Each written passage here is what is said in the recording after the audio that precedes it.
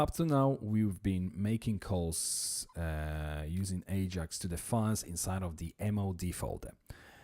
And that's going to be this way, although rather than calling the file directly through the MOD path, basically in the URL having MOD / and name of the file that we want to call, now we're going to actually call it through their page. And the benefit of doing this way is if we open, let's say, basket.php and scroll up to the top, you can see every time inside of all of these MOD files, we need to require once this inc.config.php file. Doing this through the file, which is inside of the pages folder, we have all this configuration, all the objects which have been instantiated inside of the core class straight away available to this file. So we don't have to deal with all these require ones and so on. So this is why we're going to do it this way. So to do it, first of all, what we need to do is create the new file inside of the pages, and it's going to be a PHP file called MOD.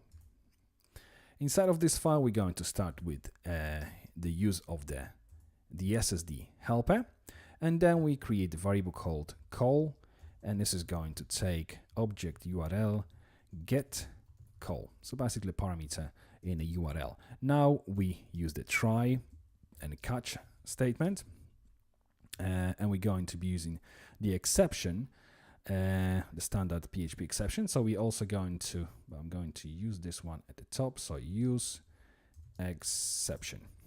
We're going to do it this way. And now we simply use exception here as E.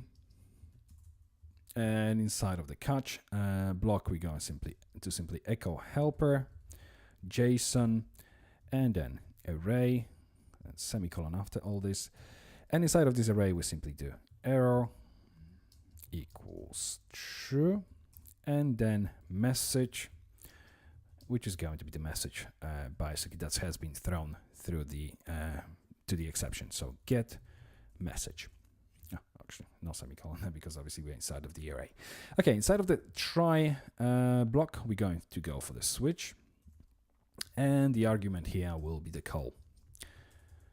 Inside of the switch, we're going to start with the case basket, and then require once, and we're going for the root path concatenated with the directory separated, and MOD underscore dir, which is directory MOD, and then again concatenated with the directory separator and the name of the file, so basket.php.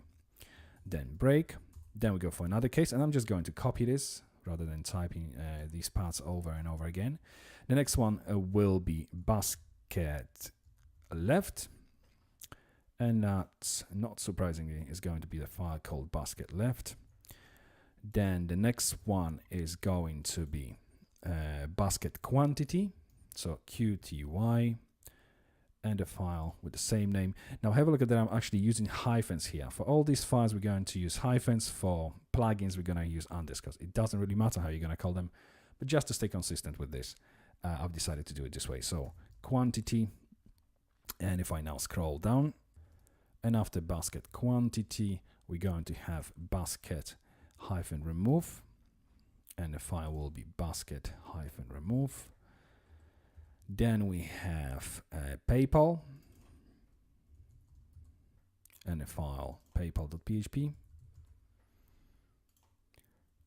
Then we'll have resend, and the file resend. Then we'll have summary update, and a file summary update. And then the default case will simply throw new exception, which will say invalid request. And that's all inside of our mod.php file.